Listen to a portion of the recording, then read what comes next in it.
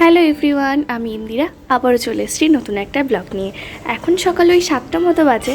রিকু ঘুম থেকে উঠে পড়েছে। তো রিকু এখন ঠাম্মার কোলে বসে এখন ঠাম্মার গল্প শুনছে। কালকে মা তালের বড়া করেছিল, সেটা কাল খাইনি, আজ খাবো বলে সেটা রেখে দিয়েছিলাম, কারণ বাসি তালের বড়া খেতে বেশ ভালো লাগে।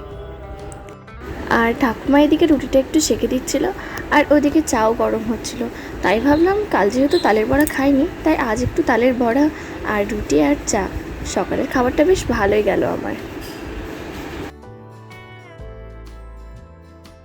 আজ সকাল থেকেই টিপটপ করে বৃষ্টি পড়ছে, আর বৃষ্টি পড়লেই একটু খিচুড়ি খেতে মন চায়।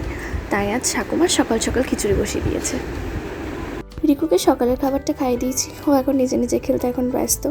এদিকে আমি স্নান করতে যাব বলে ভাইকে রিকুর কাছে দিয়ে আমি ওপরে এলাম। তো ওপরে এসে দেখছি যে কিছু জামা কাপড় কাচা হয়েছিল, তো অগোছালো হয়ে পড়ে রয়েছে। সেগুলোই ভাবলাম যে একটু গুছিয়ে গাছিয়ে রেখে দিই, তারপরে না হয় স্নান করতে যাব।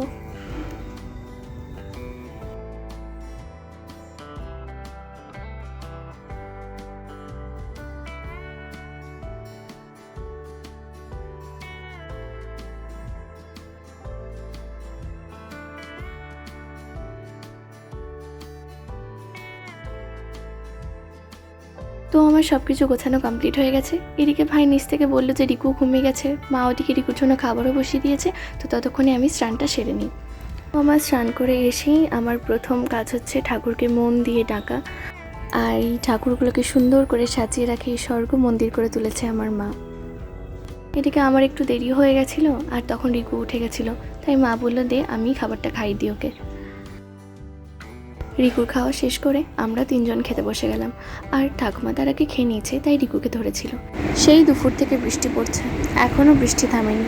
ভাবছিলাম আজকে একটু বাইরে যাব, তো কি আর করা যাবে, এখনও বৃষ্টি পড়ছে, থামলে না হয় যাওয়া যেত। আবার অন্য কোনো দিন নয় প্ল্যান করা যাবে। তো চলো ব্লগটা এখানেই শেষ করি, আবারও দেখা হবে নতুন কোনো ব্লগে। ততক্ষণ ভালো থাকুন, সুস্থ থাকুন আর সাবধানে থাকুন।